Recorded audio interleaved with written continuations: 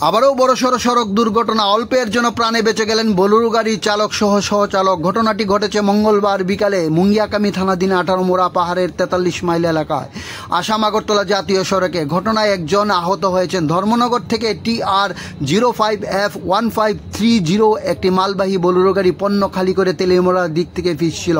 ওই সময় বিপরীত দিক থেকে দ্রুত গতিতে আসা আরেকটি গাড়ির কারণে নিয়ন্ত্রণ হারিয়ে রাস্তার পাশে উল্টে যায় বোলেরোটি। দুর্ঘটনার শব্দ শুনে কাছাকাছিতে ডিউটি থাকা জওয়ানরা দ্রুত ঘটনাস্থলে পৌঁছে উদ্ধার কাজে নামেন। আহত ব্যক্তিকে স্থানীয় মুঙ্গিয়াকামি প্রাথমিক স্বাস্থ্য কেন্দ্রে নিয়ে যাওয়া হয় চিকিৎসার জন্য। গাড়িটি রাস্তার ধারে উল্টে গেল, বড় ধরনের প্রাণহানি এড়ানো গেছে। ঘটনার পর কিছুক্ষণ সময় জন্য জাতীয় সড়কে যান চলাচল ব্যাহত হলেও পরিস্থিতি এখন স্বাভাবিক। বর্তমানে পুলিশ দুর্ঘটনার কারণ খতিয়ে দেখছেন। কোয়াই টাইমস বাংলার পক্ষে তেলিয়ামুড়া প্রতিনিধির প্রতিবেদন। আবার লোকে এদিকে আসল বামেতে একটা গাড়ি, এদিকে আইসে বেড়াজা এখন টার্নিংও আইসে, এখানে আইয়া আমার মারছে বাউলি, এদিকে দাঁড়িয়ে সাফাই হাজার।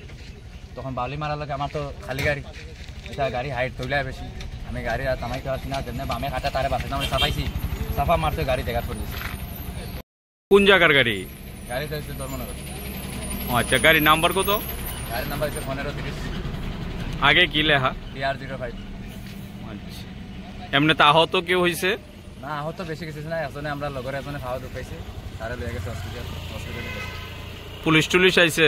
পুলিশ ঠিক আছে।